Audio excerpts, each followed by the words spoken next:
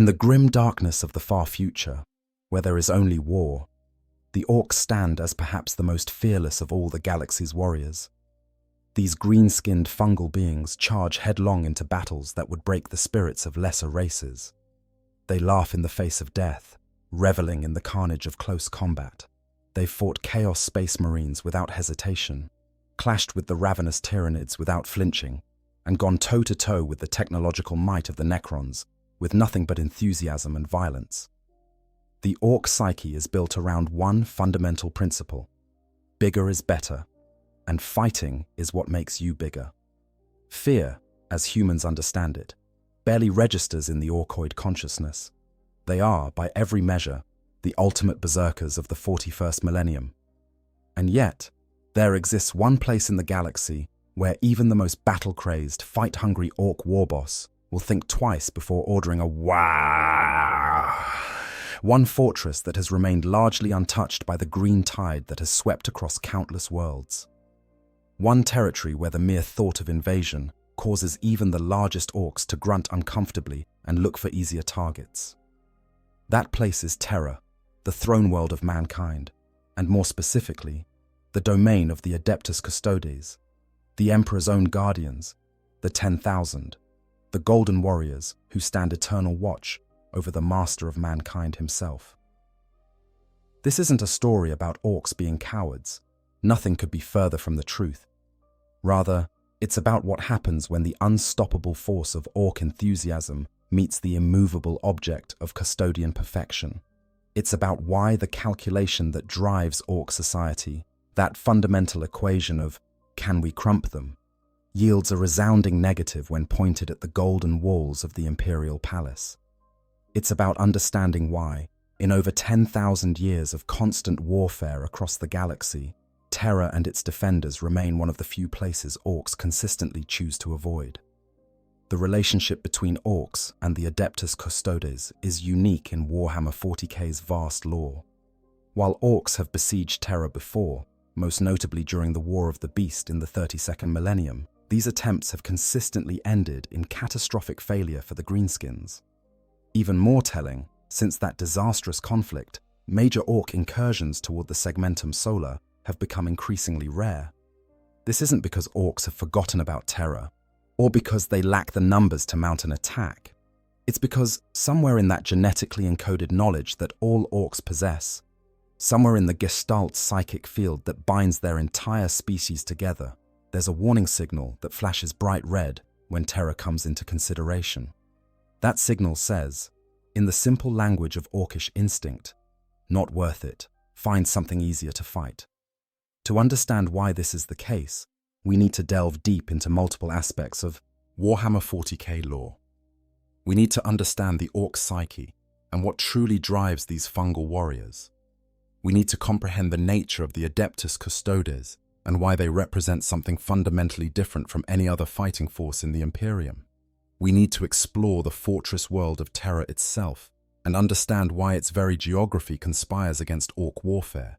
And most importantly, we need to examine what happens when these two forces collide and why the outcome is so consistently one-sided that even Orks, who live for combat, have learned to stay away. Understanding the Ork psyche and the WAG. Before we can understand why Orks avoid Custodian territory, we must first understand what drives Orks to fight in the first place. The Orkoid species is unlike any other in the galaxy. They are not born in the traditional sense, but rather grow from spores released by other Orks, particularly when they die. This reproductive method creates an entire ecosystem wherever Orks go. First come squigs, then snotlings, who tend to the fungal growths, then Gretchen, who build the initial settlements, and finally, the Orks themselves. This system ensures that Ork infestations are incredibly difficult to completely eradicate. Even decades after an Ork invasion is repelled, feral Ork tribes can emerge from the wilderness, grown from spores that lay dormant in the soil. But the truly fascinating and dangerous aspect of Ork biology isn't their spore-based reproduction. It's the Gestalt psychic field they generate, known simply as the WAH.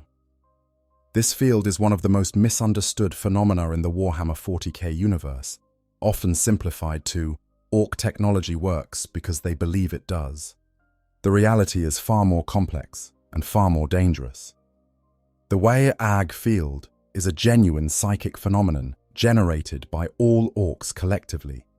Every Ork, from the smallest grot to the mightiest warboss, contributes to this field. It grows stronger as more Orks gather together and becomes even more powerful when Orks are excited, particularly during combat. This field serves multiple purposes in Ork society. Most fundamentally, it allows Orks to instinctively recognize who is bigger and therefore who is in charge. Ork society operates on a simple principle: might makes right, and the WH40K field ensures that every Ork instantly knows where they stand in the hierarchy. The WH40K field also serves as a kind of psychic amplifier for Ork emotions and intentions. When a truly massive Ork force gathers under a powerful warboss, the WH40K field can reach levels of intensity that are detectable even to non-psychic humans. Imperial scholars have theorized that this field may have telekinetic or reality warping effects, though this remains a subject of debate. What is clear is that Ork technology, crude and ramshackle as it appears, functions remarkably well, and there's evidence that the WH40K field plays some role in this functionality, though probably not to the extent that myth suggests. More importantly for our discussion, the WH40K field creates a kind of psychic momentum. When an Ork WH40K is rolling, when thousands or millions of Orks are all focused on the same enemy, when the excitement of battle is at its peak, the Orks become more than just individual warriors. They become a force of nature, a green tide that sweeps across planets and crushes everything in its path. The WH40K field amplifies their natural aggression, dulls their already minimal sense of pain, and creates a feedback loop of violence that makes each Ork fight harder as the battle intensifies. This is why Orks are so incredibly dangerous in large numbers. A single Ork is a formidable opponent, standing roughly as tall as an average human, but far more muscular and with skin tough as leather. A mob of Orks is a nightmare, a screaming green wave of axes, guns, and pure brutal enthusiasm that can overwhelm even well-prepared defenders through sheer momentum. And a full WH40K, millions of Orks united under a powerful warboss, can destroy entire sectors of space, wiping out civilizations and reducing prosperous worlds to ash and rubble. But here's the critical point that many miss when considering Orks. The WH40K field requires certain conditions to function at peak efficiency. It needs numbers, it needs excitement, it needs forward momentum, it needs space for Orks to gather, to mass, to build up that critical density where the psychic field becomes overwhelming. Most importantly, it needs the Orks to believe that victory is possible, that they're getting bigger and stronger, that they're on their way to a proper scrap. The way the WH40K field builds is fascinating from a tactical perspective. When small numbers of Orks gather, perhaps a few dozen, the field is present but weak. The Orks are still dangerous, still aggressive, but they haven't reached that critical mass where the psychic feedback loop kicks in.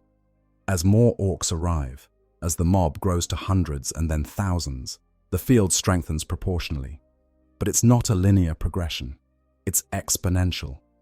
Once you reach a certain threshold, often around several thousand Orks in close proximity, the field suddenly surges to a new level of power. This surge is what makes large Ork forces so devastating. The Orks suddenly become more than the sum of their parts. Their crude weapons hit harder, their ramshackle vehicles move faster, their already tough bodies become nearly impervious to pain. Most importantly, they develop a kind of collective intelligence that individual Orks lack. They begin to coordinate without conscious thought, responding to threats and opportunities with surprising tactical efficiency, all driven by the subconscious guidance of the WH40K field. Different types of Orks interact with the WH40K field in different ways. Weird boys, the orc psychers, are particularly sensitive to it. They can channel its power to create devastating psychic attacks, though they also risk having their heads explode from psychic overload if the field becomes too strong. Mech boys, the orc engineers, unconsciously tap into the field when building their contraptions, which is why orc technology works, despite appearing to violate several laws of physics. Knobs, the orc leaders and elite warriors, both feed the field through their impressive size and strength and benefit from it more than regular boys. The war boss sits at the center of this psychic web, both the greatest contributor to the field and its greatest beneficiary. A powerful war boss literally grows larger as their WAG succeeds, fed by the psychic energy of thousands or millions of orcs, all focused on conquest. This physical growth makes them even more imposing, which attracts more orcs, which strengthens the field further, creating a feedback loop that can produce truly massive war bosses. The largest recorded orc war bosses have stood as tall as dreadnoughts or small buildings, physical embodiments of the WAG's power. In most combat situations across the galaxy, these conditions are easily met.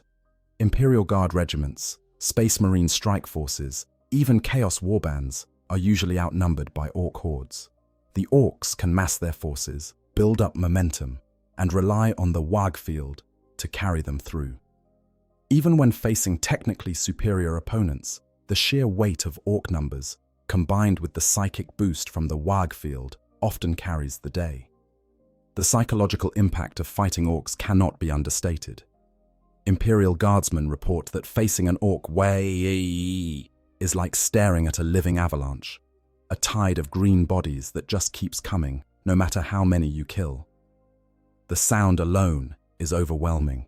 The roar of millions of orc voices raised in wordless battle cries, the thunder of crude engines, the constant daka daka daka of thousands of guns firing simultaneously.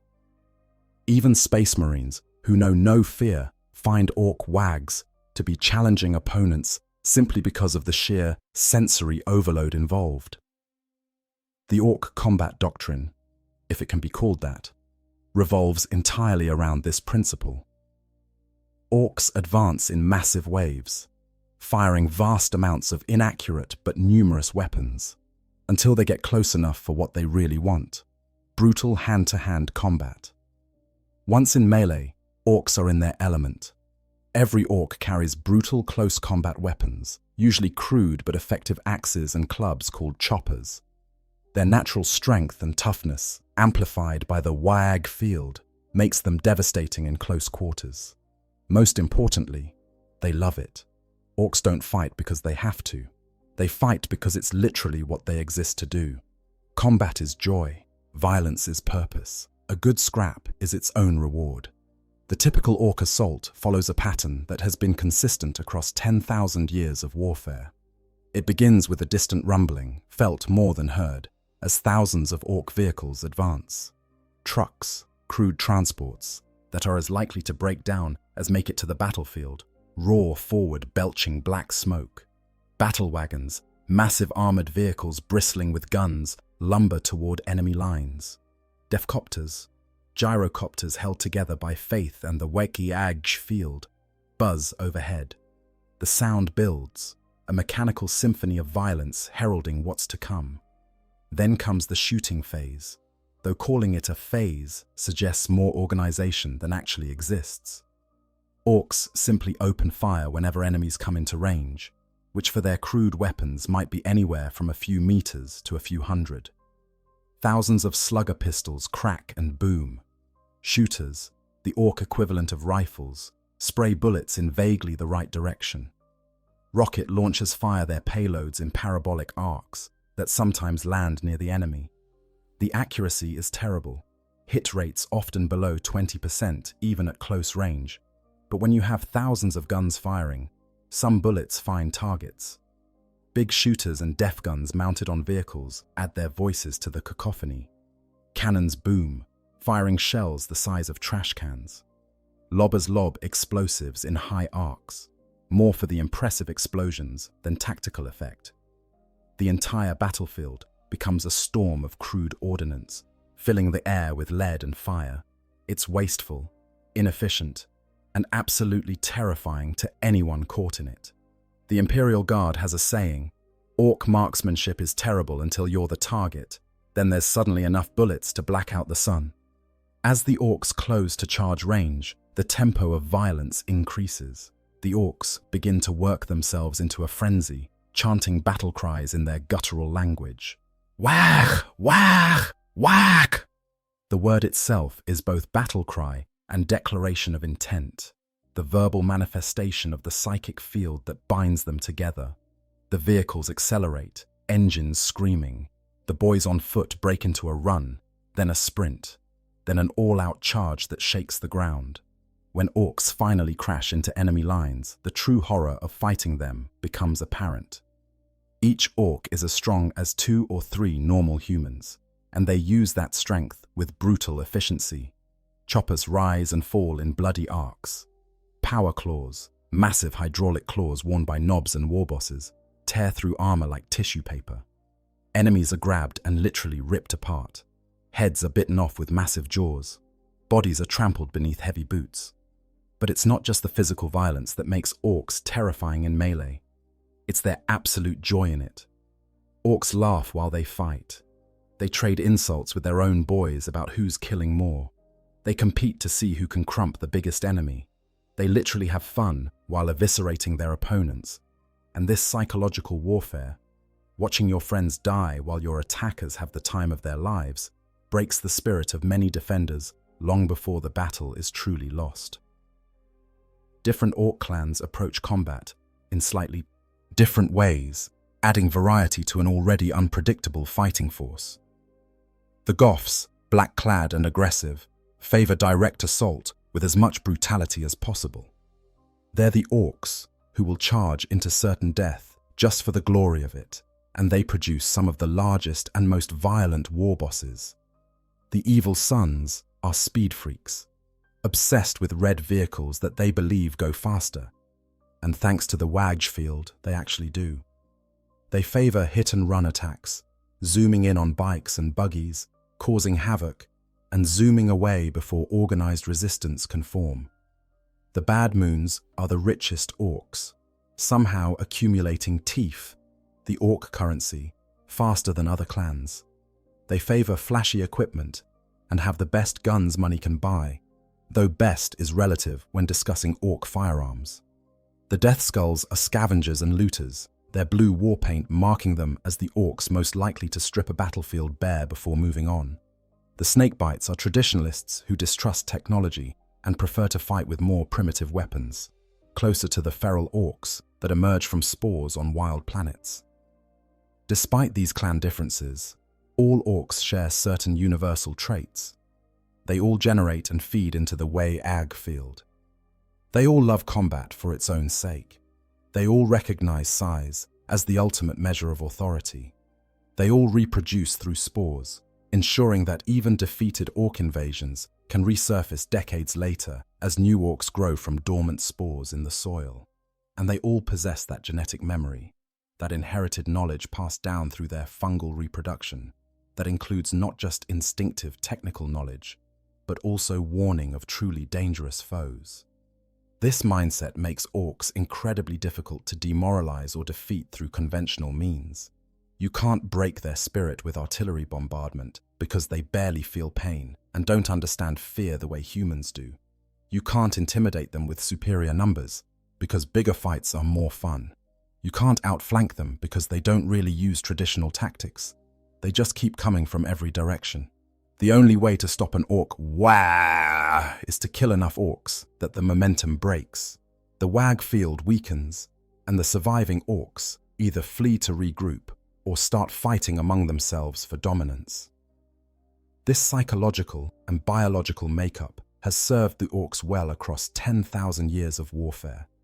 They've fought on millions of worlds against every conceivable enemy. They've adapted to nearly every environment, from frozen ice worlds to burning deserts to void warfare in the depths of space. The WH has carried them through battles that would have broken any other race. They are, in many ways, the perfect warriors, designed by ancient hands specifically for eternal war. And yet, all of this, the numbers, the momentum, the WH field, the love of combat itself, all of it becomes not just ineffective, but actively counterproductive when Orks face the Adeptus Custodes in their own domain. To understand why requires us to shift our focus from the Orks to their golden armored opponents. The Adeptus Custodes, beyond Space Marines, beyond mortal ken. If you asked the average citizen of the Imperium to describe the greatest warriors humanity has ever produced, they would almost certainly point to the Adeptus Astartes, the Space Marines, the Angels of Death, and they would not be wrong to do so. Space Marines are incredible warriors, each one a 7-foot-tall transhuman killing machine clad in power armor and armed with weapons that can level buildings. A single Space Marine is worth dozens of regular soldiers, and a company of Space Marines can conquer worlds. But the Space Marines, for all their might, are mass-produced warriors. They are created in batches, their gene seed harvested and implanted into new recruits, according to ancient patterns laid down by the Primarchs 10,000 years ago. Each Space Marine chapter might number around 1,000 warriors, and there are roughly 1,000 chapters across the Imperium. The process of creating a Space Marine, while difficult and dangerous, is relatively standardized. Suitable candidates are identified, usually young males with exceptional physical and mental characteristics, and they undergo a series of surgical procedures and chemical treatments that transform them into Space Marines over the course of years. The Adeptus Custodes are not created this way. They are not mass-produced. They are not standardized. Each Custodian is a unique, handcrafted work of genetic artistry, personally overseen in their creation by the greatest minds of the Imperium's artisan alchemists. Where a Space Marine is enhanced after birth through surgical implantation of gene seed organs, a Custodian's enhancement begins at the genetic level, likely even before birth.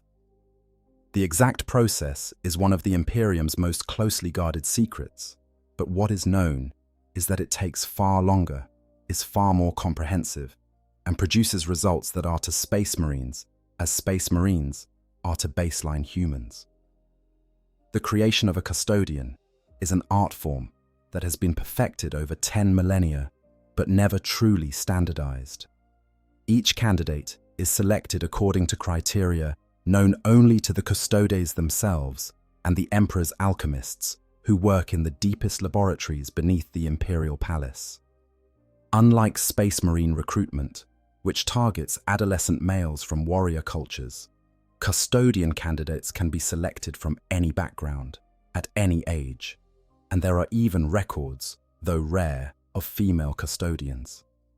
What matters is not the starting material, but the potential the candidate possesses, some quality of mind and body that the ancient selection process can detect. Once selected, the candidate undergoes transformation that makes the Space Marine creation process look crude by comparison. The genetic modification begins immediately, altering the subject at the cellular level. Every gene is examined, every chromosome optimized. The process doesn't just enhance what exists, it rebuilds the entire biological framework from the ground up. Organs are replaced with superior versions grown from the candidate's own modified DNA. The skeletal structure is reinforced and enlarged. The muscular system is completely redesigned to provide both incredible strength and perfect control. The nervous system receives particular attention. Custodians don't just have enhanced reflexes, they have a completely rebuilt neural architecture that allows them to process information at speeds that border on precognition. They can track multiple enemies simultaneously, process battlefield information in real time, and execute complex martial techniques without conscious thought. Their senses are enhanced to superhuman levels. They can see in near darkness, hear conversations at incredible distances, smell chemical traces too faint for dogs, and feel vibrations through the ground that reveal approaching enemies. But the most remarkable aspect of Custodian creation is how it affects the mind. Unlike Space Marines, whose mental conditioning emphasizes loyalty and aggression, Custodians retain their individuality and independent thought while gaining intelligence that operates on a completely different level from baseline humanity. They can master new languages in days, learn complex skills in weeks, and develop strategic understanding that would take normal humans lifetimes to acquire. Their memory becomes essentially perfect, able to recall every moment of their existence with total clarity. Their capacity for multitasking allows them to analyze a battle situation, compose poetry, and engage in philosophical debates simultaneously. This enhancement of the mind is crucial to the Custodian role. They are not just warriors, but counselors, judges, investigators, and diplomats. A Custodian might spend 1 year fighting chaos cultists in the depths of a hive world, the next year advising a Lord High Admiral on fleet dispositions, and the year after that, studying ancient texts in the palace libraries to better understand a newly discovered threat. They need to be able to transition between these roles seamlessly, and their enhanced minds make this not just possible, but natural. The training of a Custodian is equally comprehensive. From the moment their physical transformation begins, they are educated in a curriculum that would overwhelm normal humans. They learn every martial art ever developed by humanity and several that exist only within the Custodian order. They study the tactics and strategies of every major war in Imperial history. They become experts in dozens of weapon systems, from ancient blades to modern plasma rifles. They learn to pilot vehicles, operate spacecraft, use specialized equipment, and survive in any environment the galaxy might present. But combat training is only one aspect of their education. Custodians study philosophy, studying the great thinkers of humanity, to understand the principles they're fighting to defend. They learn multiple languages, not just Low Gothic and High Gothic, but also the tongues of various alien species, the better to interrogate prisoners and understand enemy communications.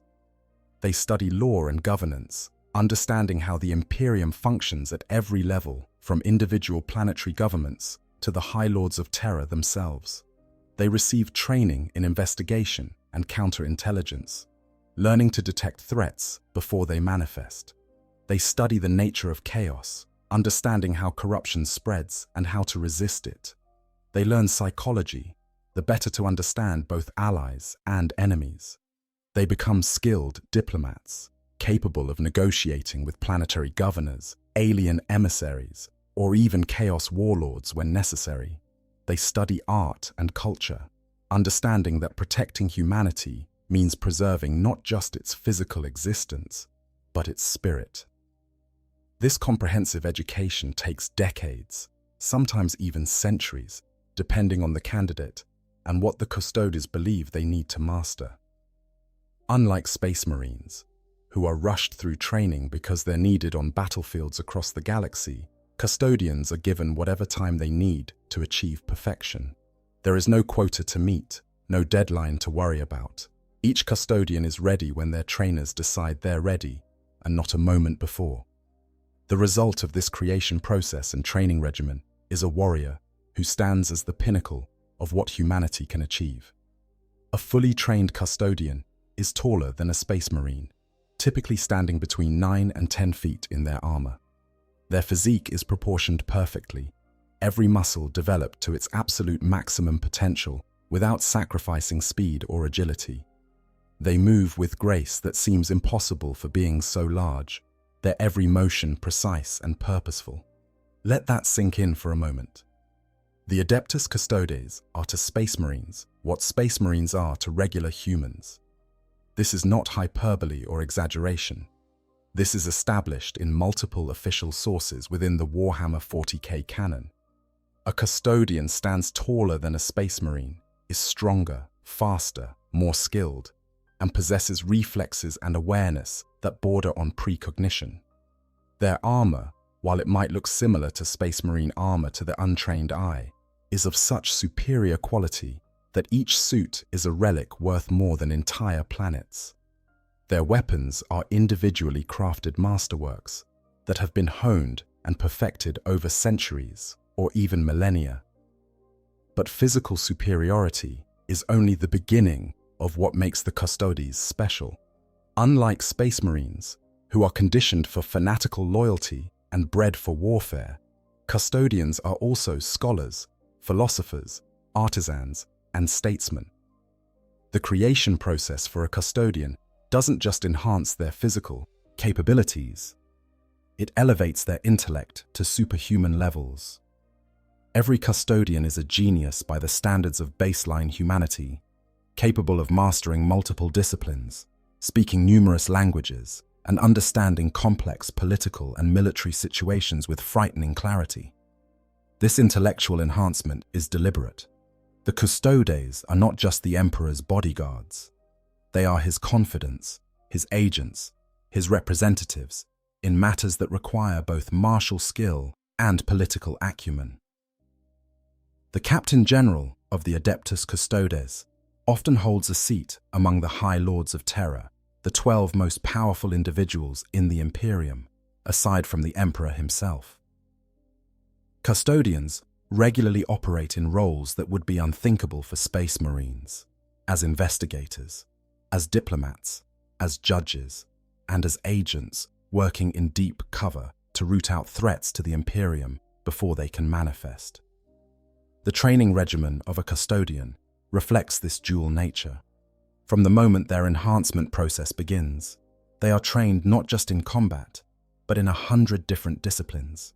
They learn multiple forms of martial arts, each one designed to counter specific types of enemies.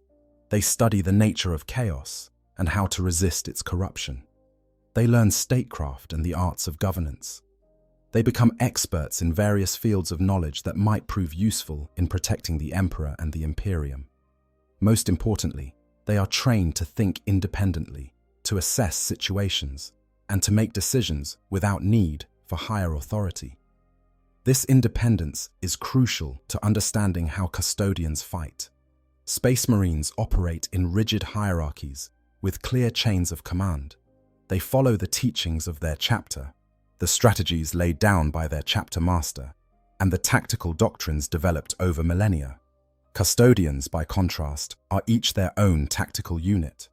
Every Custodian is trained to assess battlefield conditions, identify threats, and respond appropriately without needing orders.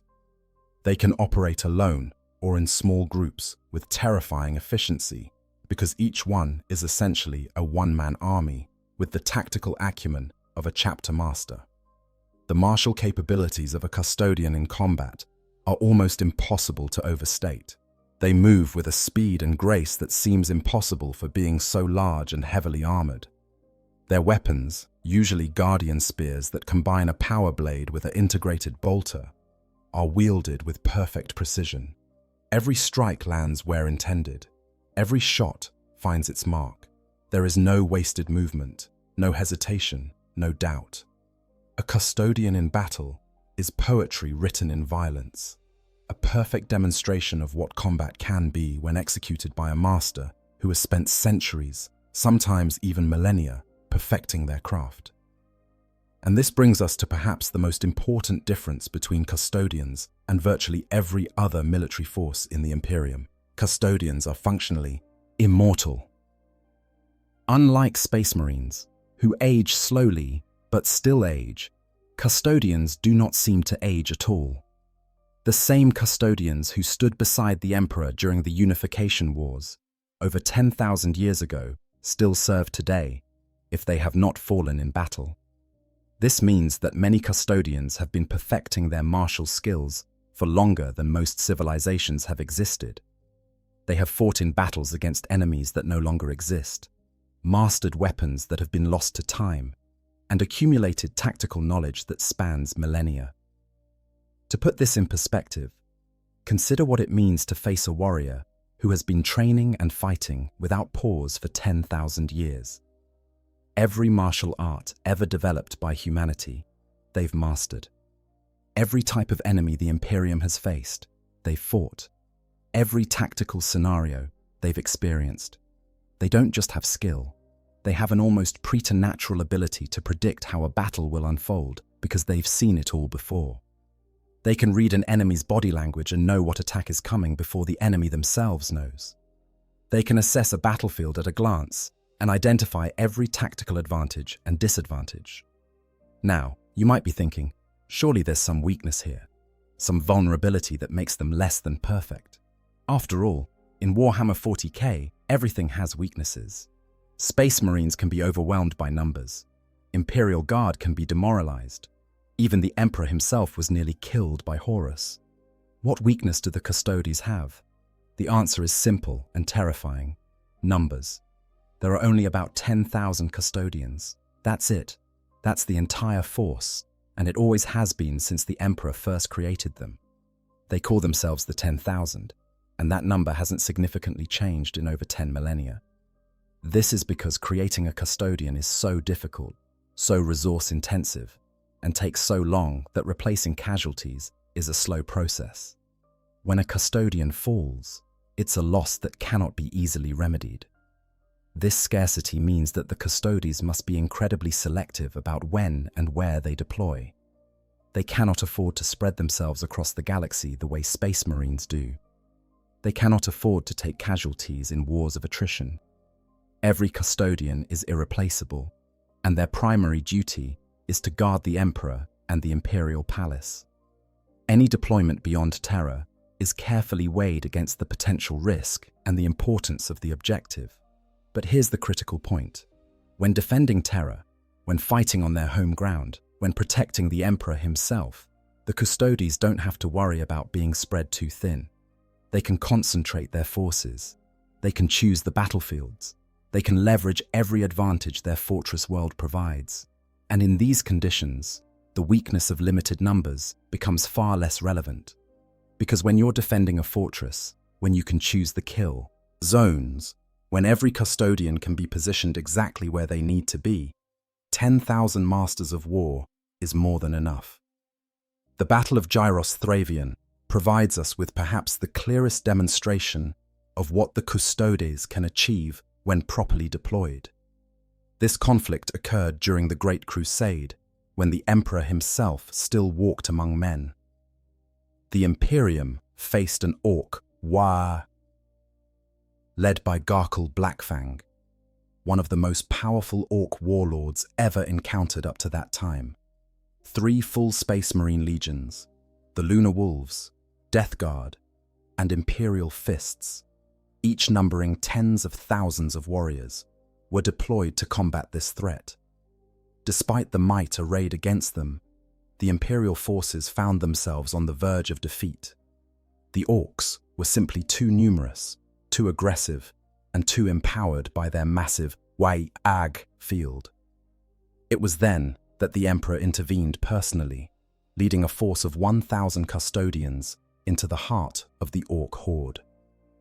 The Emperor confronted and killed Garkle Blackfang atop his Gargant, but it was the Custodians who truly demonstrated the difference between mass-produced warriors and individually crafted Masters of War. That force of 1,000 Custodians proceeded to slaughter over 100,000 Orks. Read that again. 1,000 Custodians, 100,000 Orks. The kill ratio was 100-1, and the Custodians lost only 3 of their number in the process. This wasn't an ambush. This wasn't a case of the Orks being caught unaware. This was direct, brutal combat. Custodian spear and blade against Ork axe and gun, and the outcome wasn't even close.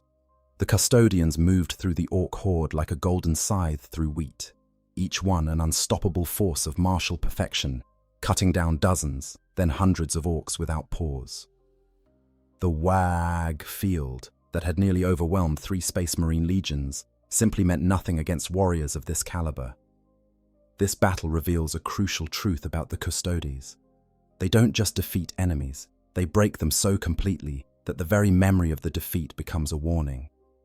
After Gyros Thravian, Ork warbosses would have heard the stories, passed down through that strange genetic memory that all Orks share.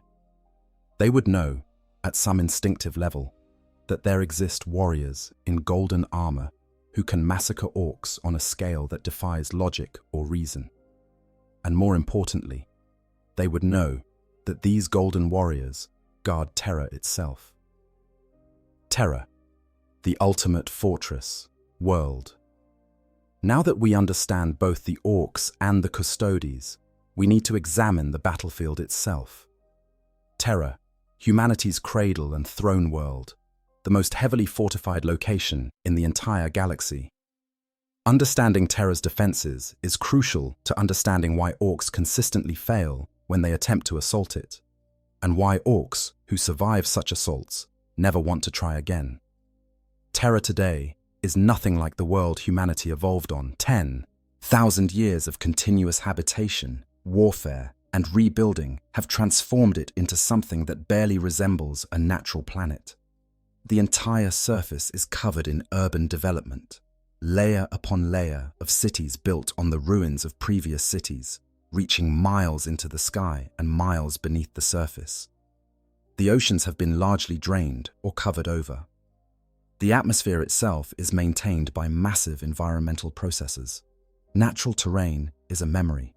What exists now is rockcrete, plasteel, and adamantium, kilometers upon kilometers of it, all bent toward a single purpose: defense.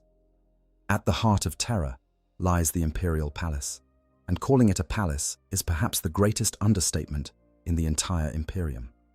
The Imperial Palace sprawls across an entire continent. It consists of interconnected structures that reach several kilometers into the sky and extend dozens of kilometers beneath the surface. The palace is said to contain over 4 million chambers, each one serving some vital function in the governance of the Imperium or the protection of the Emperor. The structure is so vast that it contains entire cities within its walls, hive complexes where billions of people live out their entire lives without ever seeing the outside world. The palace is divided into two main sections, the outer palace and the inner palace. Both are protected by defenses that make conventional planetary fortifications look like children's toys.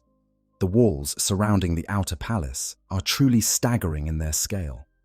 These walls are up to 1,000 meters thick and can reach heights of 1,500 meters. To put that in perspective, that's roughly 3 times the height of the tallest buildings in most modern cities. These aren't simple walls either. They're filled with power generators, ammunition stores, aircraft hangars, barracks for the garrison, and void shield generators. Every 100 meters along these walls stands a defense tower, massive gun citadels bristling with weapons capable of destroying armored vehicles or laying down punishing firepower on approaching infantry. The amount of ordnance these walls can produce is almost incalculable. Artillery, macro cannons, laser batteries, missile silos, everything humanity has ever developed for planetary defense is present in redundant quantities.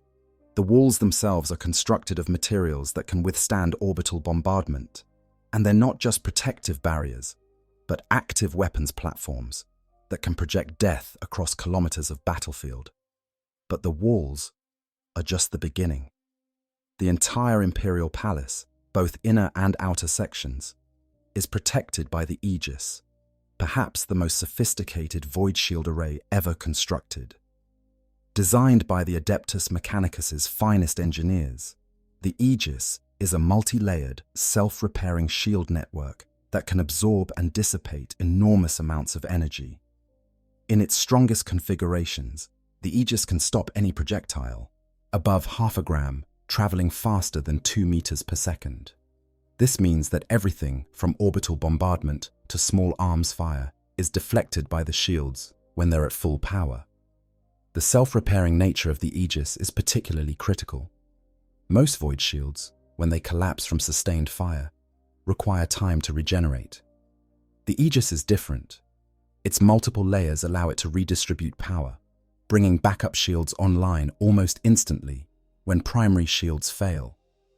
An attacking force would need to overwhelm not just one layer of shielding, but multiple redundant layers, all while under fire from the wall defenses, and all while trying to advance across terrain that has been specifically designed to create kill zones. And this brings us to perhaps the most insidious aspect of Terra's defenses: The terrain itself is a weapon. The approaches to the Imperial Palace are not natural ground, but carefully designed death traps. There are relatively few ways to actually reach the walls with ground forces, and each approach has been specifically engineered to maximize the defensive advantage. Narrow canyons that become killing fields when fire from the walls converges on them. Open plains with no cover where attackers are exposed to the full weight of the palace's artillery. Urban sections that appear to provide cover, but are actually layered with mines, traps, and pre-positioned firing positions.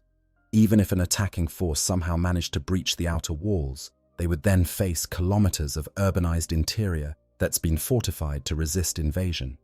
The Imperial Palace isn't a building. It's a continent-sized fortress city where every street could become a battle zone and every structure could house defenders. The interior defenses include countless regiments of the Imperial Guard, specifically the Lucifer Blacks and Palatine Sentinels, elite units whose entire purpose is palace defense. But the most important defenders are, of course, the Adeptus Custodes themselves. While they number only about 10,000, they know every corridor, every defensible position, every strategic point within the palace. They've spent millennia preparing for every conceivable assault. They've run countless simulations and war games. They've studied every major battle in Imperial history to understand how enemies might attempt to breach the palace. When fighting within the Imperial Palace, the Custodes aren't just incredibly skilled warriors. They're defenders fighting on ground they know better than any attacker could possibly learn. The distribution of custodians within the palace is itself a masterwork of strategic planning. Not all 10,000 are in the palace at any given time. Some are deployed elsewhere in the Sol system, or even beyond, hunting threats before they can reach Terra. But those who are present are positioned to respond to any threat within minutes. They can move through the palace using routes that attackers don't know exist. They can appear behind enemy lines, cut off enemy advances, or reinforce defensive positions with a speed that makes counterattack almost impossible for invaders. Moreover, the palace contains secrets that go beyond conventional defenses. Deep within its lowest levels lie the Black Cells, containing entities so dangerous that their very existence is classified above the highest security clearance. There are weapons and technologies from the Dark Age of technology, things so powerful that they're only to be used in the most desperate of circumstances. There are psychic null zones where warp-based powers simply cease to function. There are areas where reality itself has been reinforced against chaos incursion. The Imperial Palace is not just a fortress. It's a repository of everything the Imperium has ever learned about war, and all of it is bent toward a single purpose: protecting the Emperor. The Sol system as a whole provides additional layers of defense. Luna, Terra's moon, is an entire fortress in its own right, covered in weapons batteries that can fire on any vessel approaching Terra. The other planets and moons of the Sol system house fleets, defense stations, and garrison forces. The Segmentum Solar Fleet, one of the largest naval concentrations in the Imperium, is permanently stationed to defend Terra and its surrounding space. Any force attempting to assault Terra would first need to fight through an entire solar system worth of defenses, and even if they somehow succeeded, they would arrive battered and depleted before facing the truly terrifying defenses of Terra itself. This layered defensive philosophy is crucial to understanding why the Custodes are so effective in their home territory. They're not just skilled warriors. They're skilled warriors fighting within a fortress specifically designed to multiply their effectiveness. Every choke point, every defensible position, every firing angle has been calculated to allow a small number of supremely skilled defenders to hold off vastly larger forces. The palace doesn't just provide cover, it provides strategic depth, allowing defenders to trade space for time, to fall back to new defensive lines, to funnel attackers into prepared kill zones. For an Ork wag, accustomed to sweeping across open battlefields and overwhelming enemies through sheer momentum, Terra represents a nightmare. There's no room to maneuver, no space to build up the critical mass needed for the wag field to reach overwhelming strength. The narrow approaches mean Orks can't leverage their numerical advantage. The prepared defenses mean every step forward costs blood. And the Custodians, positioned exactly where they need to be, turn every attempted advance into a slaughter. The War of the Beast. When Orks tried to take Terra, the War of the Beast, which occurred in the 32nd Millennium, roughly 1500 years after the Horus Heresy, provides us with the clearest historical example of what happens when Orks attempt to assault Terra itself.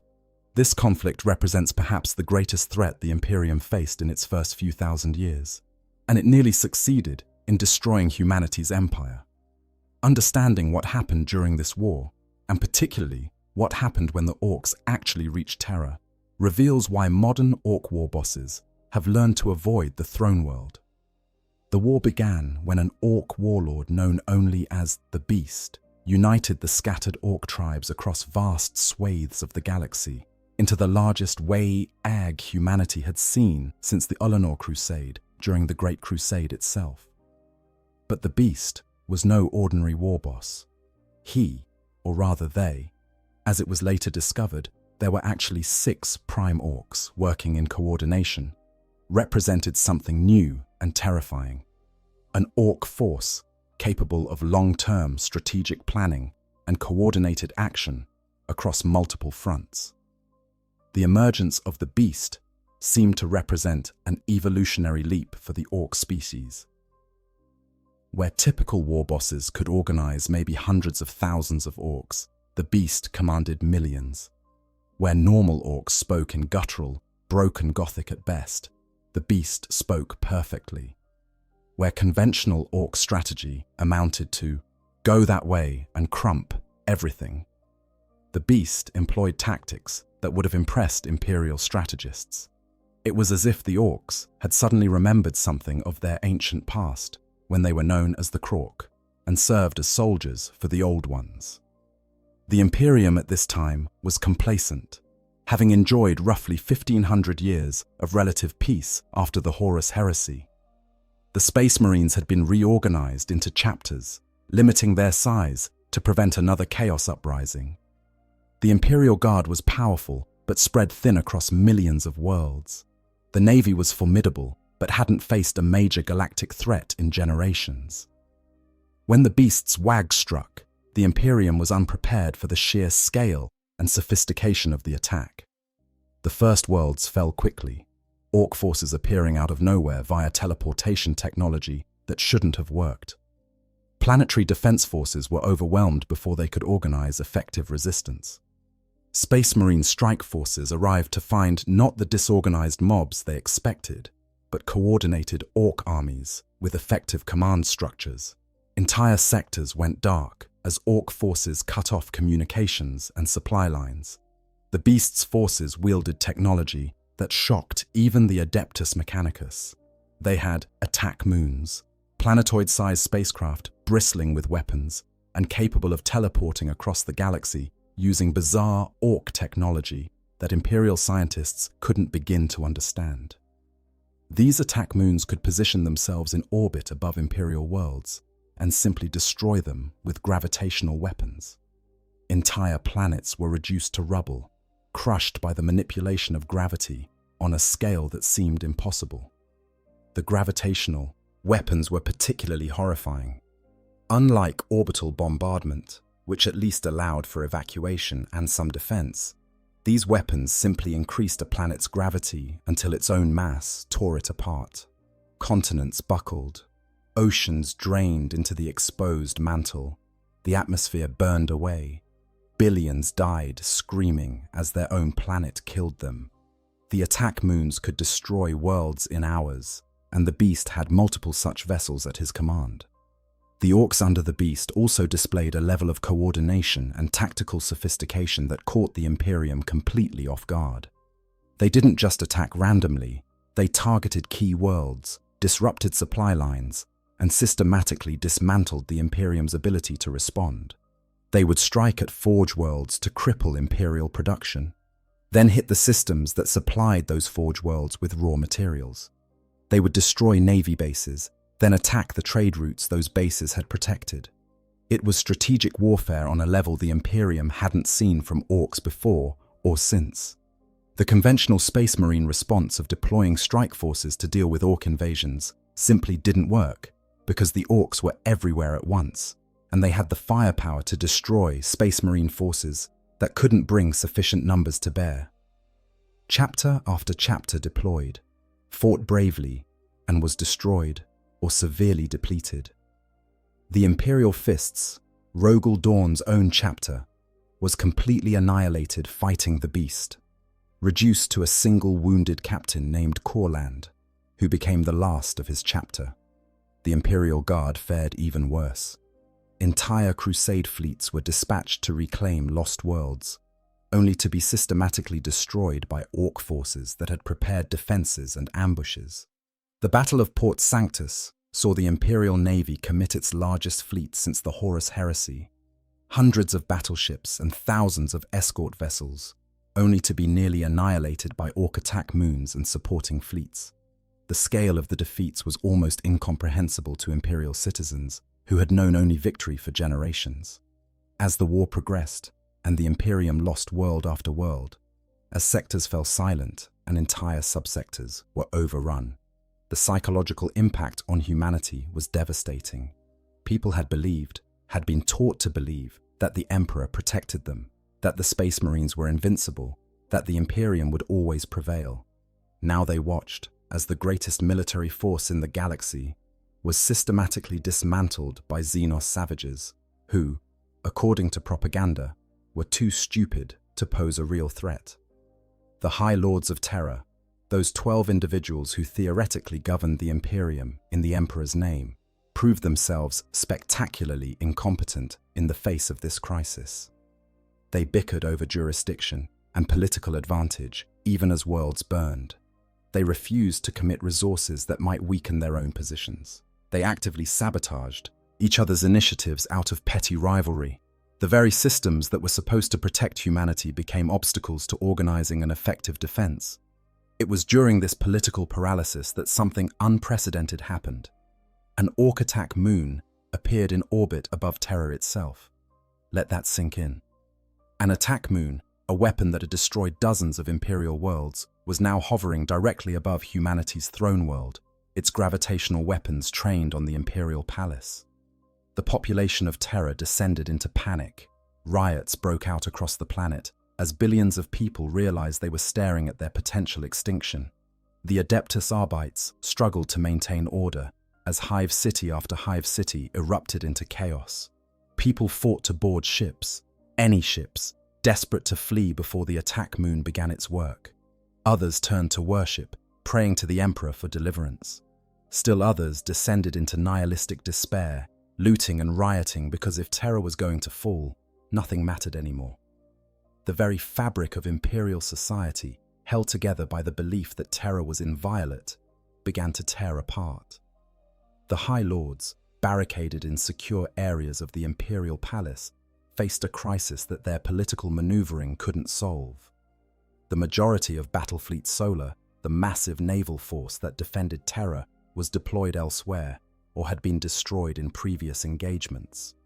The planetary defenses were formidable, but were designed to repel conventional attacks, not attack moons with gravitational weapons. Terra itself, the most heavily defended location in the galaxy, was essentially defenseless against this particular threat. The High Lords of Terra, desperate and with the majority of their fleet deployed elsewhere or destroyed in previous battles, attempted something that can only be described as either incredibly brave or incredibly stupid: the Proletarian Crusade. They gathered billions of civilians, armed them with whatever weapons could be found, loaded them onto thousands of ships, and launched a direct assault on the attack moon.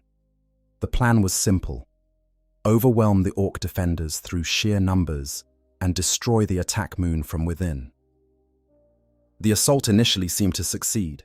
The civilian army landed on the attack moon and pushed forward through brutal combat, taking casualties but advancing nonetheless.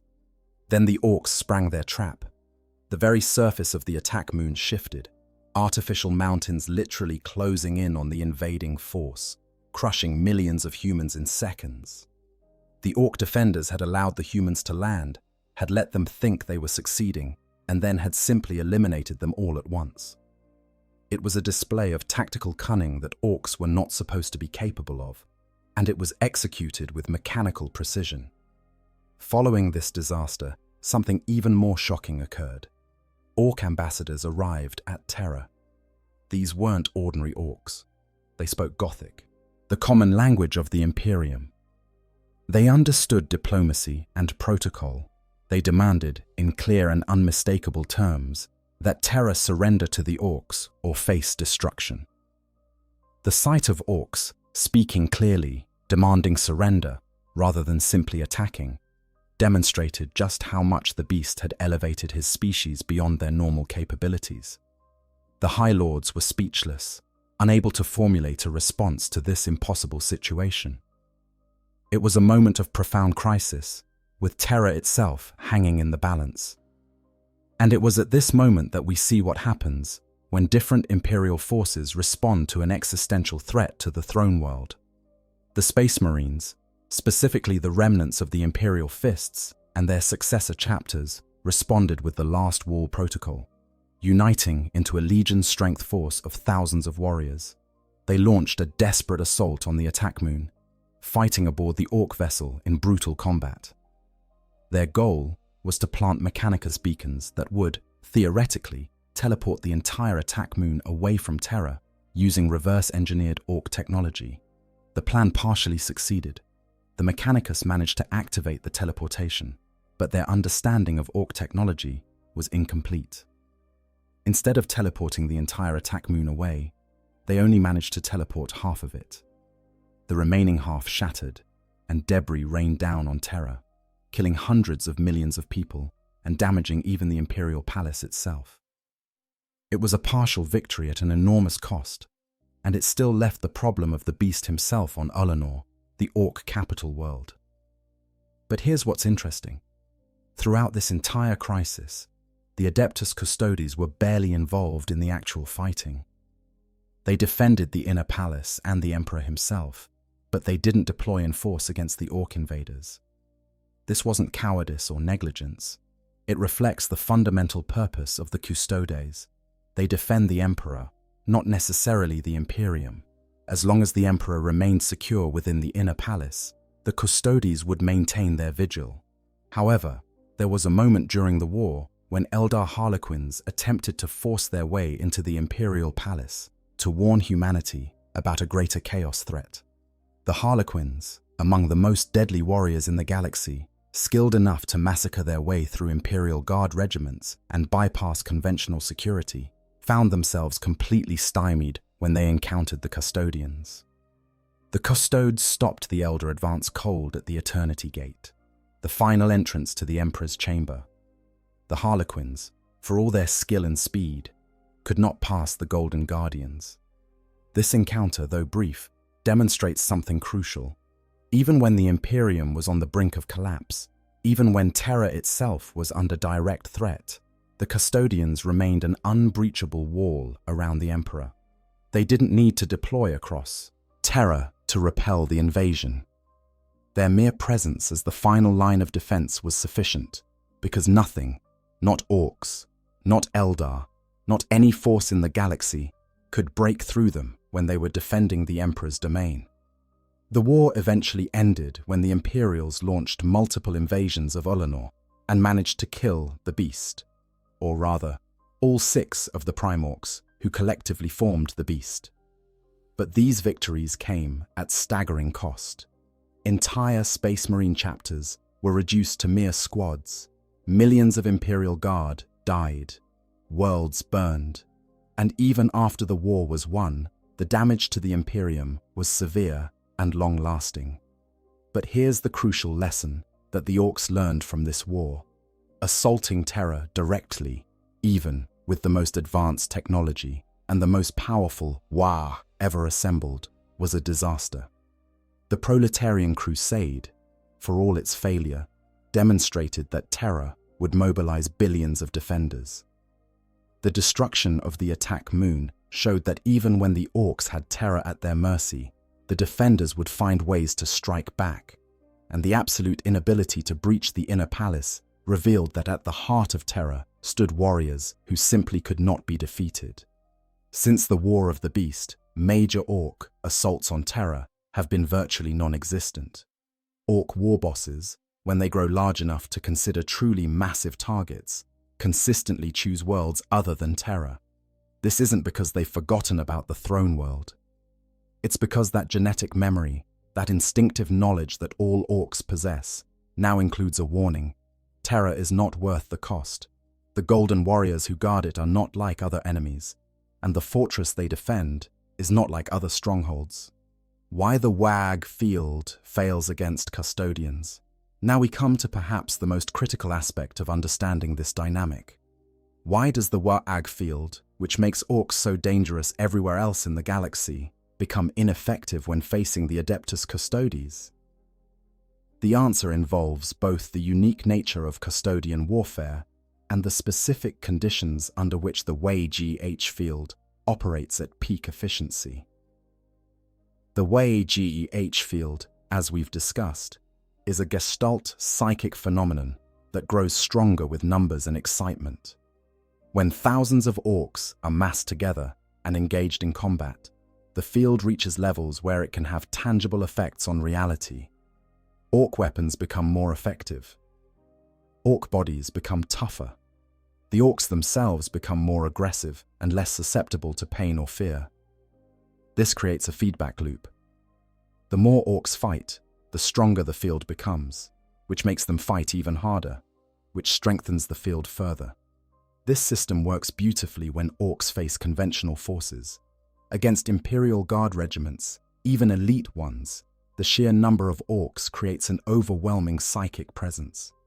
Against Space Marine strike forces, which typically number in the dozens or hundreds, the Orks can leverage their numerical superiority to activate the WH field to full strength.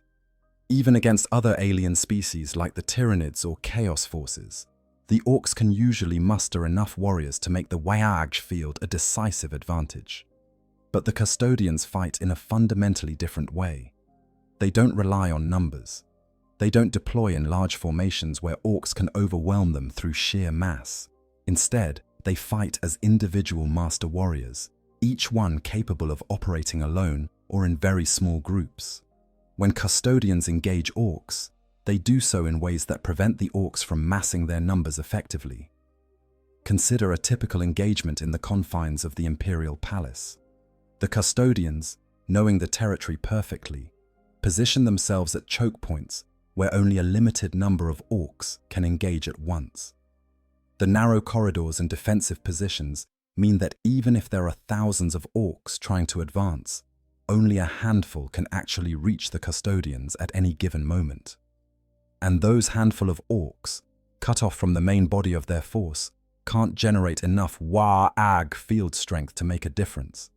Moreover, the Custodians' fighting style is specifically designed to break the momentum that the WH field requires.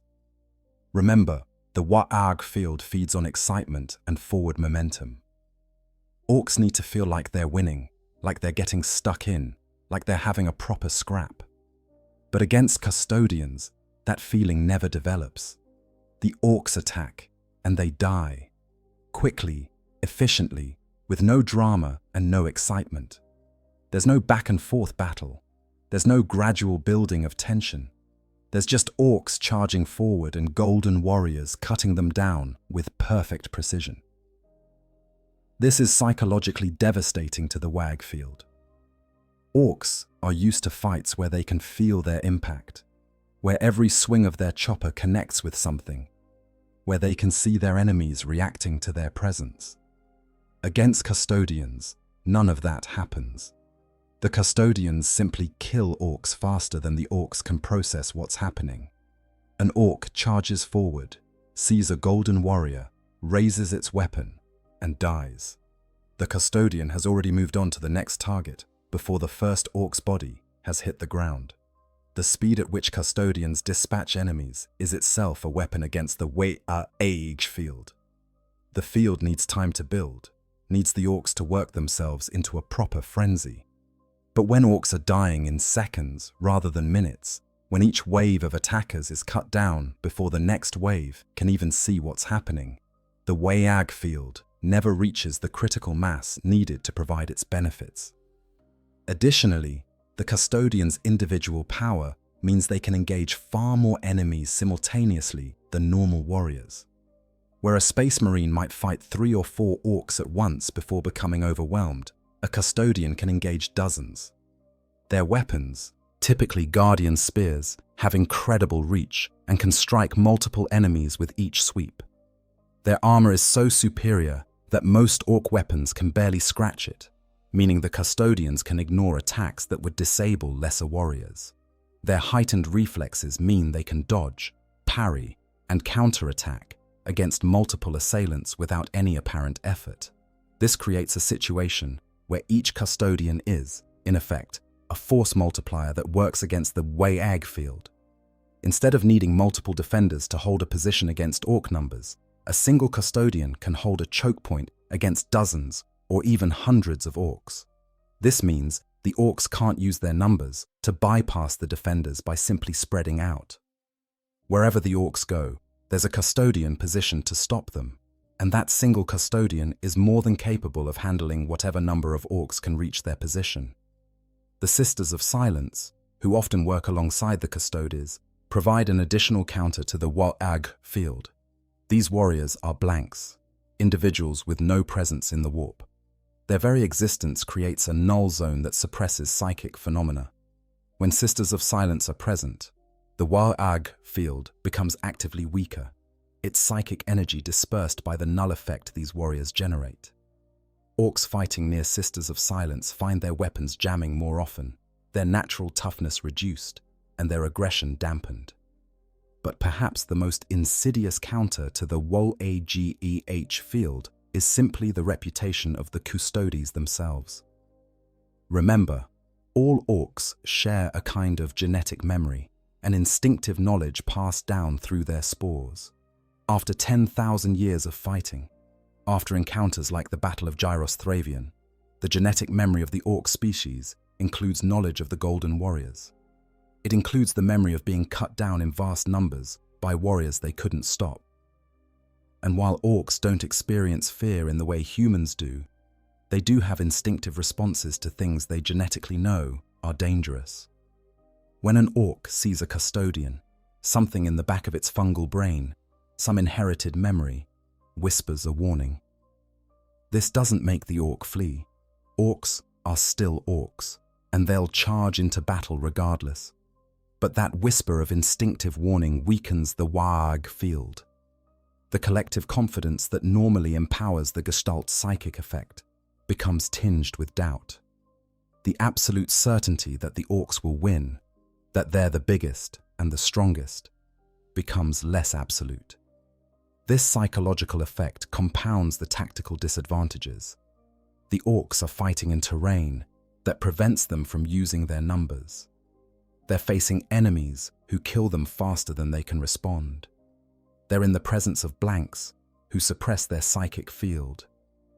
And they're battling warriors that their genetic memory marks as supremely dangerous. All of these factors combine to create a situation where the WH40K field, instead of empowering the orcs, actually becomes a liability. The field broadcasts defeat instead of victory, weakness instead of strength, and this creates a negative feedback loop that makes every subsequent wave of orcs less effective than the one before. In conventional warfare, orcs become more dangerous the longer a battle lasts, because the WH40K field strengthens over time. Against Custodians, the opposite occurs. The orcs become less effective as the battle progresses, because the WH40K field begins broadcasting the reality of the situation. They're losing badly, and nothing they do makes any difference. This is why even massive orc forces that should theoretically be able to overwhelm any defense through sheer numbers find themselves unable to break through Custodian defenses.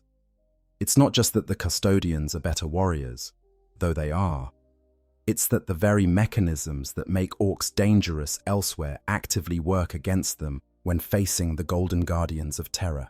Tactical disadvantages for orcs in Custodian territory. Beyond the failure of the WH field, orcs face numerous specific tactical disadvantages when attempting to fight in Custodian territory that compound their problems. These disadvantages arise from the fundamental mismatch between orc combat doctrine and the nature of warfare within the Imperial Palace. Orc combat doctrine, such as it is, revolves around mobility and mass. Orcs want to get close to the enemy as quickly as possible, bringing overwhelming numbers to bear in brutal melee combat. They excel in open warfare where they can spread out, flank enemies, and use their numbers to envelop defensive positions.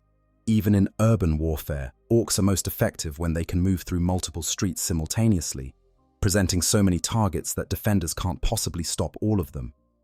The Imperial Palace is specifically designed to prevent exactly this type of warfare.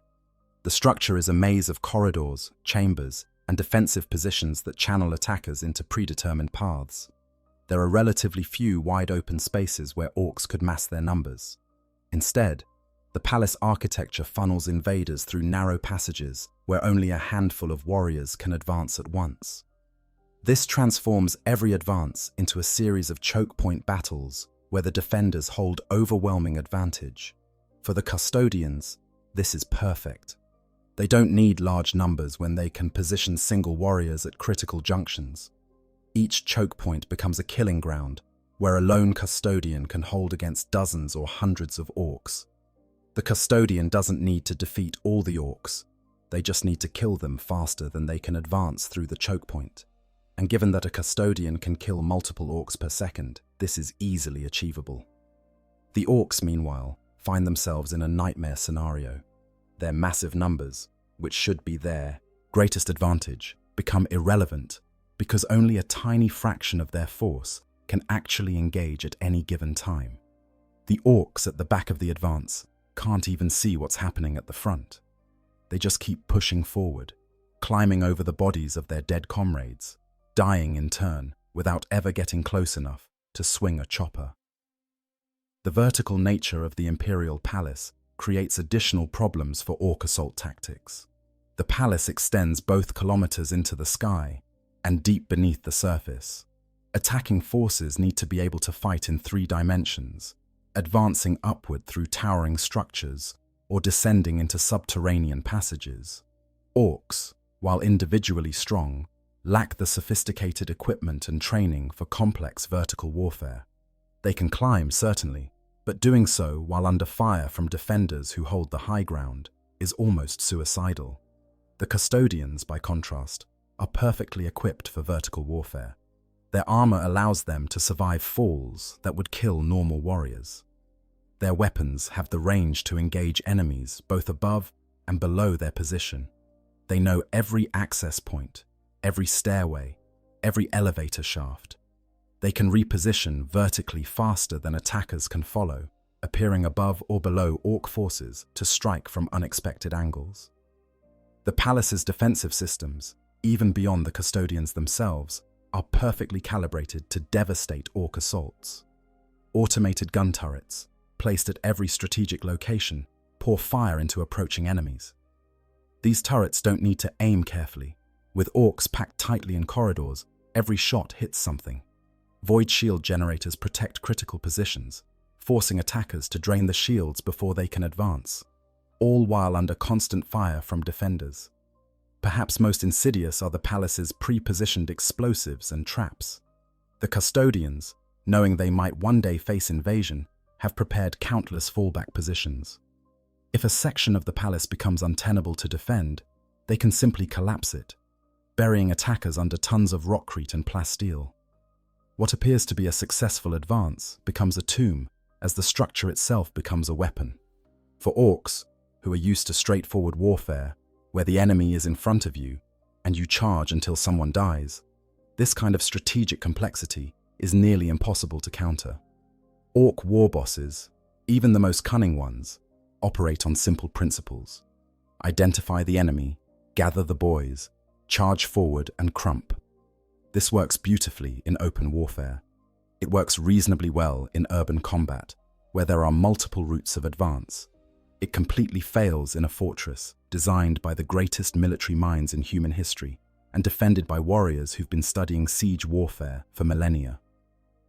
The communications challenges compound these problems.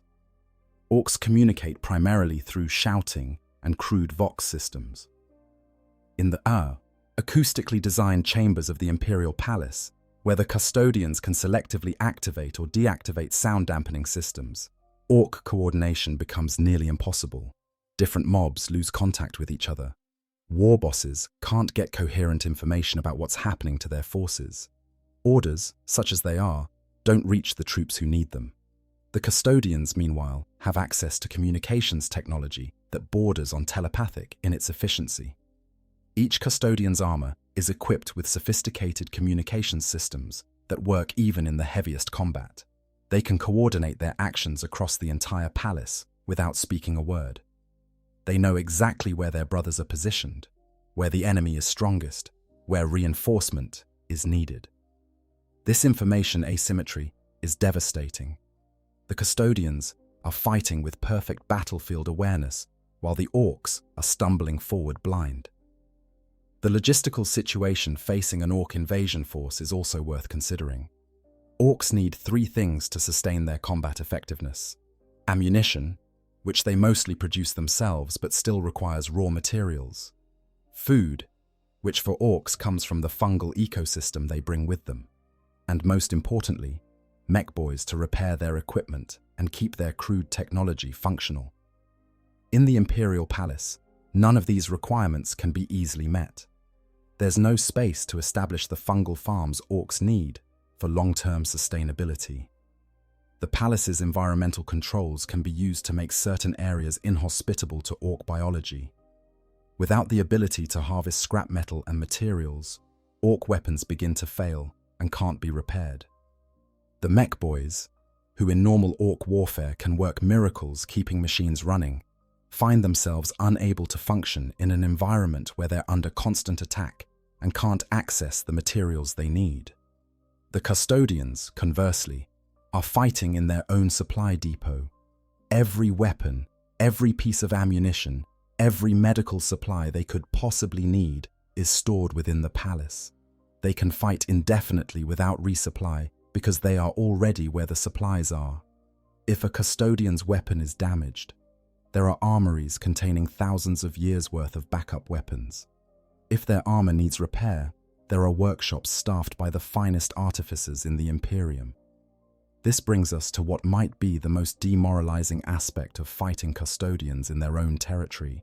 There's no retreat.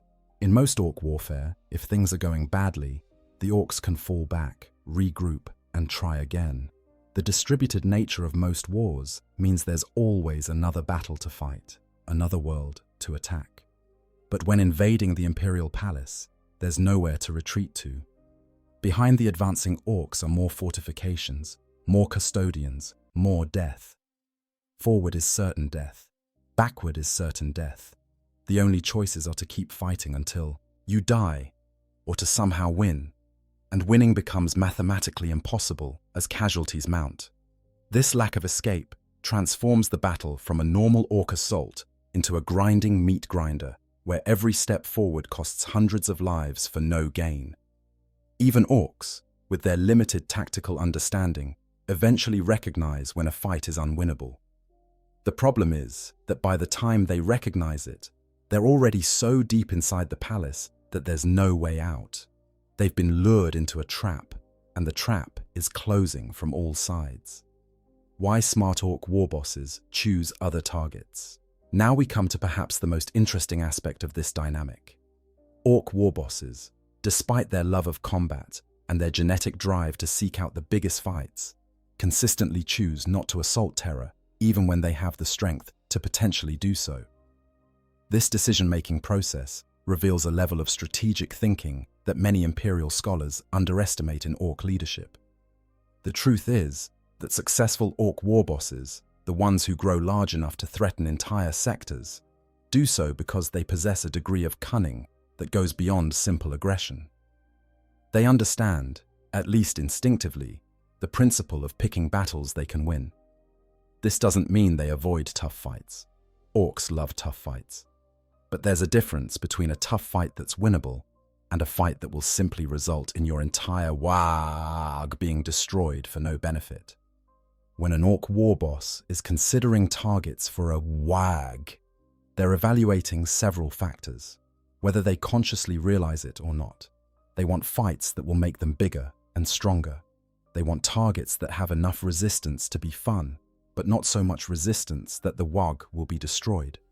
They want opportunities to demonstrate their power and attract more orcs to their banner. And most importantly, they want to survive and keep growing, because in orc society, size is everything. Terra fails almost every one of these criteria. Let's break down why a cunning war boss would look at Terra and decide to target almost anything else in the galaxy instead. First, there's the question of what winning actually means.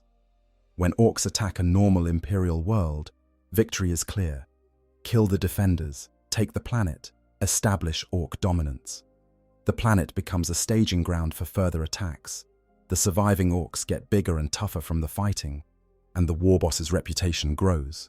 Even if the Imperium eventually retakes the world, the orcs can just move on to the next target, their numbers swollen by new recruits attracted to the successful wag. But what does winning against Terra look like? Even if, by some miracle, an orc force managed to breach the Imperial Palace's outer defenses, they would then face hundreds of kilometers of additional fortifications before reaching the inner palace. And even if they somehow fought through all of that, they would then face the full strength of the Adeptus Custodes, defending the Emperor himself, in the most heavily fortified chamber in the galaxy. The odds of actually achieving anything meaningful are essentially zero. More importantly, even attempting such an assault would cost the war boss their entire waga. Remember, the Custodians demonstrated at Gyros Thravian that they can achieve kill ratios of 100-1 against orcs. Even if we assume that ratio would be lower in defensive combat within the palace, and there's no reason to assume that, we're still looking at casualties that would devastate any attacking force. A war boss might have millions of orcs under their command, but those millions would be reduced to thousands or even hundreds in the assault on Terra, and that's assuming any survived at all. From a purely practical standpoint, those millions of orcs could be used to conquer dozens of worlds with far less resistance. Each conquered world produces more orcs, more resources, more opportunities for growth. Throwing all those orcs at Terra is essentially choosing the absolute hardest target in the galaxy, when there are literally millions of easier options available. Then there's the question of reputation. In orc society, a war boss gains prestige by winning fights, by getting bigger, by demonstrating their power, but there's no prestige in getting your entire wag destroyed in a futile assault. The genetic memory that all orcs share includes the knowledge of what happened during the War of the Beast. The orcs know that even the Beast, possibly the most powerful orc war boss ever, couldn't truly defeat Terra. The attack moon over Terra was destroyed. The prime orcs were eventually hunted down and killed. The Wayag that had conquered hundreds of worlds broke itself against humanity's throne world. A war boss who decides to attack Terra isn't demonstrating their power, they're demonstrating their stupidity. Other orcs might follow initially, drawn by the promise of a big fight, but as the casualties mount and the Wayag field broadcasts defeat instead of victory, those followers will begin to question the war boss's leadership. In orc society, a war boss who leads their boys to destruction without achieving victory isn't a war boss for long. They get challenged by up-and-coming knobs who think they could do better. The strategic calculation becomes even clearer when you consider alternative targets. The galaxy is vast, and the Imperium is spread thin, trying to defend all of it. There are millions of worlds with minimal defenses, populations to enslave, resources to loot, and enemies to fight. There are entire sectors where a large YGH could rampage for years without facing organized resistance. There are Space Marine homeworlds, which make for prestigious targets and exciting fights without being as impossibly well defended as Terra. There are conflicts with other Xenos species, like the Tyranids or Necrons, that offer the kind of escalating warfare that helps Orks grow larger and stronger. Why choose Terra, where victory is impossible and defeat is certain, when you could choose any of these alternatives? It's not that Ork war bosses are cowards, it's that they're not idiots. They understand, at least instinctively, that there's no glory in suicide missions, no growth in annihilation, and no benefit in throwing away a successful Waaga against an enemy specifically designed to destroy Ork invasions.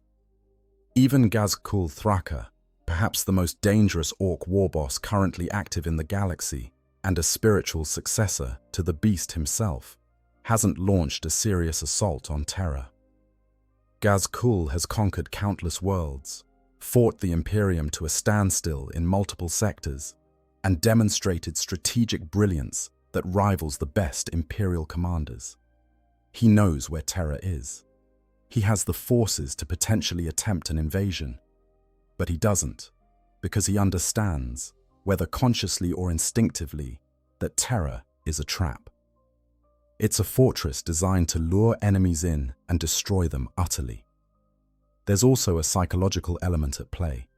Orks, for all their aggression, can learn from experience.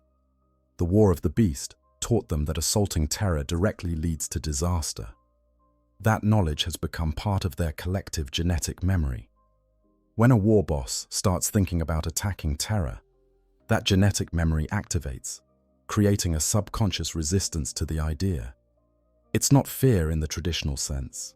It's more like a warning signal that says, "This is a bad idea, find something else to fight."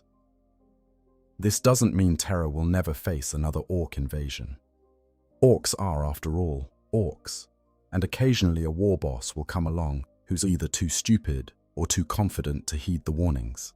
But even then, such war bosses tend to find their forces mysteriously reluctant to commit fully to the assault. Orks will follow their war boss into almost any fight, but when the fight in question is against the Golden Warriors in their fortress home, something in the collective Ork consciousness resists. The Wayag field itself becomes an obstacle, broadcasting doubt instead of confidence, because every Ork on some level knows they're marching toward annihilation. The smart Ork war bosses, the ones who've grown large and successful, recognize all of this. They recognize that Terra is a target that offers no benefit and all cost. They recognize that the Custodians are not like other enemies. They recognize that the Imperial Palace is not like other fortresses, and so they choose different targets. Targets where their natural advantages can come into play, where the Wayag field can work as intended, where victory is actually achievable. This strategic decision-making, this ability to evaluate threats and choose battles wisely, is what separates successful war bosses from ones who get their boys killed for nothing. It's what allows Ork wags to continue terrorizing the galaxy, and it's what ensures that Terra, for all the threats it faces, rarely needs to worry about Ork invasions, because the Orks have learned, after 10,000 years and countless defeats, that the Golden Fortress is simply not worth the cost.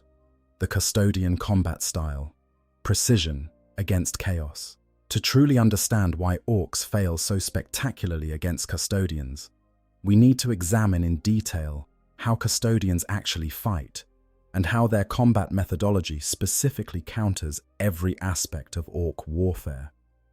The Custodian fighting style is not just superior to Ork combat tactics, it's almost perfectly designed to nullify everything that makes Orks dangerous. At the heart of Custodian combat philosophy is a concept that would be alien to Ork thinking: perfect economy of motion. Every movement a Custodian makes in combat serves multiple purposes. A strike that kills one enemy positions the Custodian to block an attack from another. A parry that deflects a blow simultaneously sets up a counterattack. They don't waste energy on flashy displays or unnecessary flourishes. Every action is calculated for maximum efficiency, and when you're fighting enemies for centuries or millennia, that efficiency becomes breathtaking to witness. Consider how a custodian approaches a group of charging orcs. The orcs come forward in a disorganized mob, each one eager to be the first to get stuck in, with little coordination between them. The custodian assesses the threat in microseconds, identifying the fastest moving orc, the strongest looking one, the one with the biggest weapon, the one most likely to reach their position first. They calculate trajectories, movement patterns, optimal kill order. All of this happens faster than the orcs can close the final meters of distance.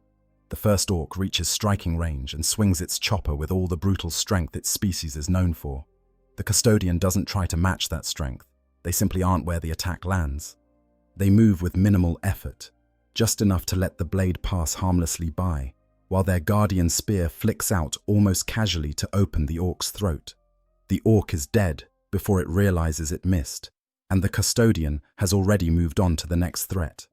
The second orc fires its slugger pistol, crude rounds that would shred human flesh, but barely scratch custodian armor. The custodian doesn't even flinch. The rounds ping off their golden plate, while their guardian spear shoots forward like a striking snake, the powered blade punching through the orc's skull with surgical precision. 2 orcs down in as many seconds, and the custodian hasn't broken stride. Now 3 orcs reach the custodian simultaneously, coming from different angles. A normal human would be overwhelmed. A space marine would have to make hard choices about which threat to address first. The custodian simply spins, their guardian spear describing a perfect circle, and all 3 orcs fall with identical wounds across their midsections. The weapon itself, that magnificent combination of power blade and bolter, becomes an extension of the custodian's will, guided with such precision that it can strike multiple targets in a single motion. The remaining orcs, witnessing this display, don't retreat. Orcs don't retreat, but something changes in how they advance. That genetic warning signal kicks in. The WH40K field starts broadcasting not excitement, but something closer to concern. They're still coming forward, but the momentum, that critical mass of aggression that makes orc charges so devastating, has been broken. But the custodian isn't done.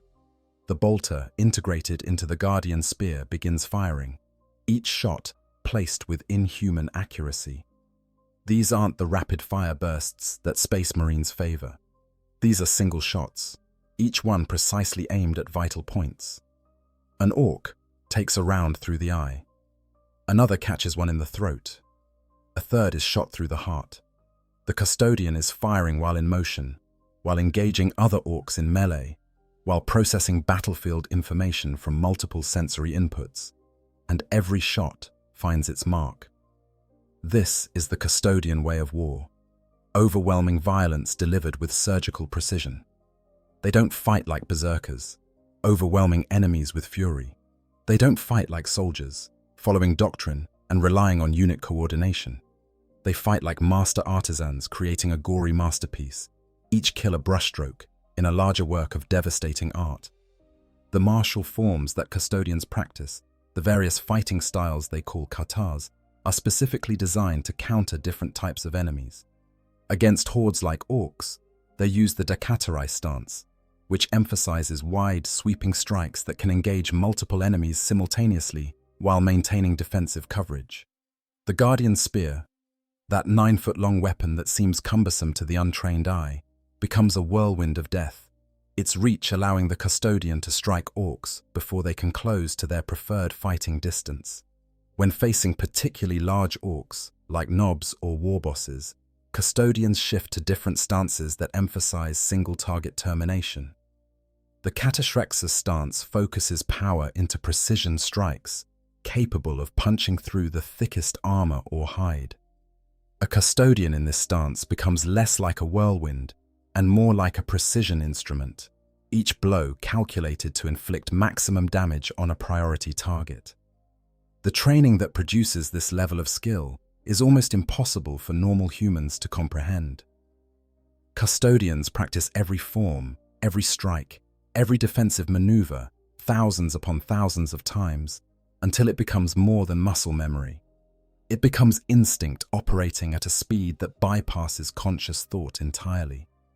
They spar against each other for decades, learning not just how to fight, but how to fight against opponents who are also perfect warriors. They study recordings of every major battle in Imperial history, learning from both victories and defeats. But perhaps most importantly, they learn to read their enemies.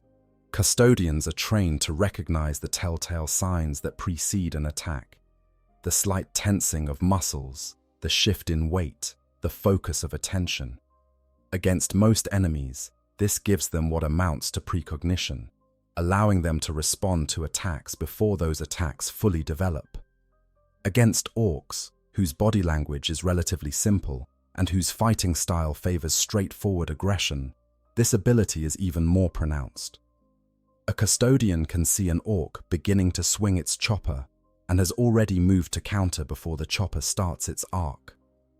The equipment a custodian carries further multiplies their effectiveness.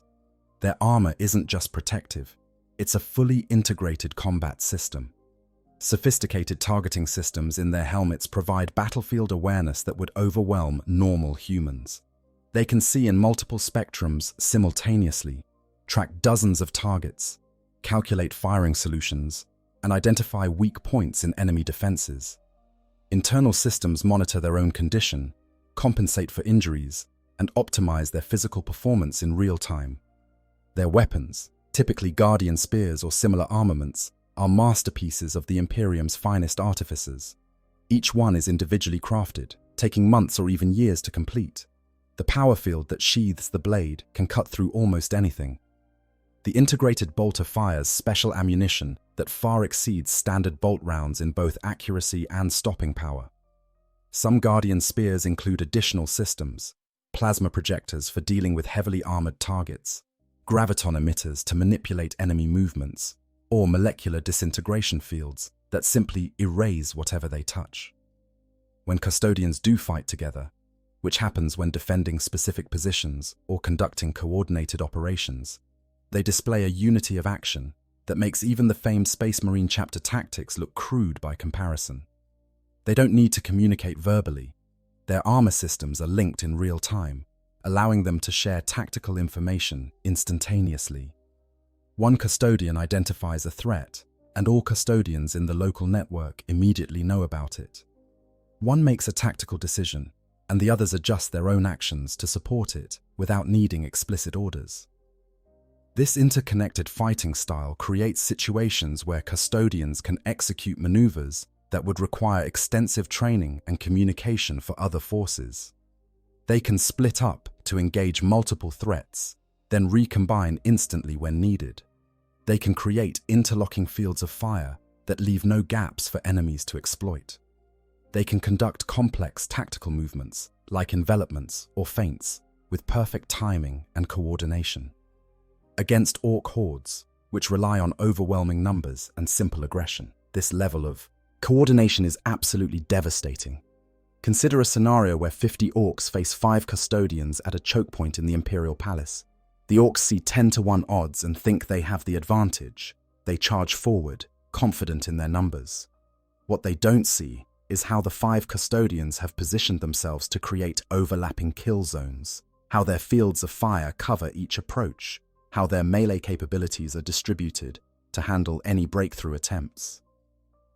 The first wave of orcs hits integrated bolter fire from all 5 custodians, each one firing with perfect accuracy. 10 orcs drop before they've covered half the distance. The next wave reaches melee range and discovers that the custodians have positioned themselves so that only 3 or 4 orcs can actually engage each one at a time, negating the numerical advantage.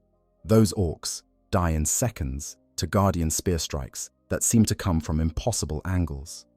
The third wave tries to flank, spreading out to attack from multiple directions. But the custodians simply shift their positions, moving with practiced coordination to maintain their tactical advantages. Orcs trying to flank find themselves caught in crossfires. Orcs trying to rush forward find themselves isolated and cut down. Within minutes, all 50 orcs are dead, and the 5 custodians haven't suffered a single wound. This is what happens when perfect individual skill combines with flawless unit coordination and superb defensive positioning. The Orks' advantages, numbers, aggression, the WH field, simply don't matter because the Custodians have structured the engagement to nullify those advantages. And this happens not in one location but at thousands of locations throughout the Imperial Palace whenever Orks try to assault it. The psychological effect of this level of military excellence on Ork forces cannot be overstated. Orks are used to fights where they can feel their impact, where their presence matters, where they can see that they're having some effect on their enemies even if they're losing. Against Custodians, they feel nothing. They charge forward and die. That's it. There's no drama, no prolonged struggle, no sense that they're even hurting their enemies. The Custodians simply kill them and move on to the next target. This psychological void is devastating to the WH field. The field needs emotional fuel, excitement, aggression, the thrill of combat.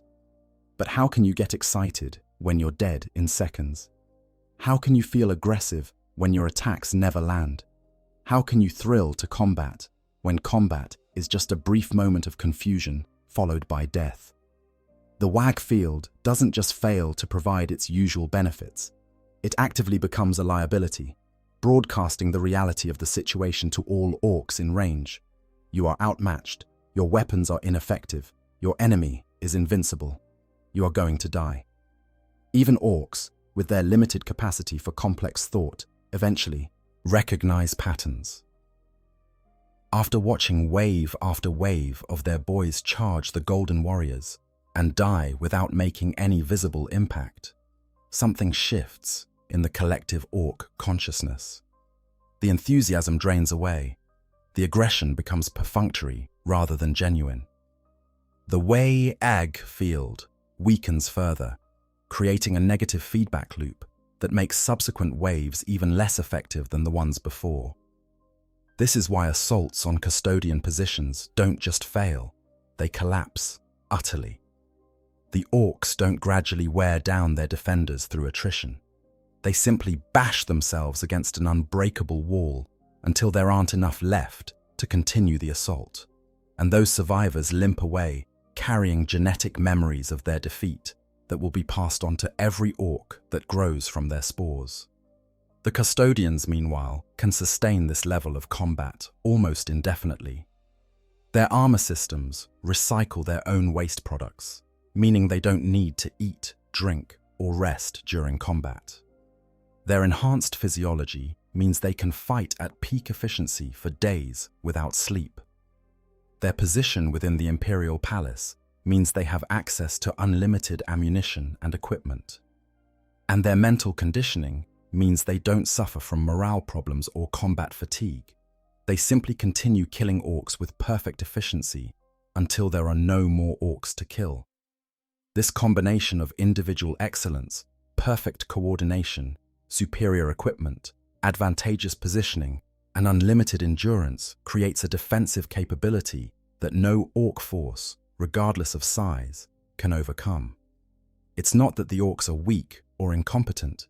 It's that they're facing enemies specifically designed, equipped, and positioned to counter everything they do well.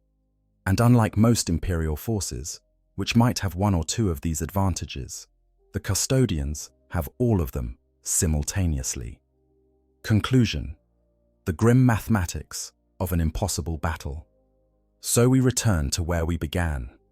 Why do Orks, the most fearless warriors in the galaxy, consistently avoid fighting in Custodian territory? The answer, as we've explored, is not simple, but it is clear. It's not about fear in the traditional sense. It's about the cold, brutal mathematics of warfare and survival.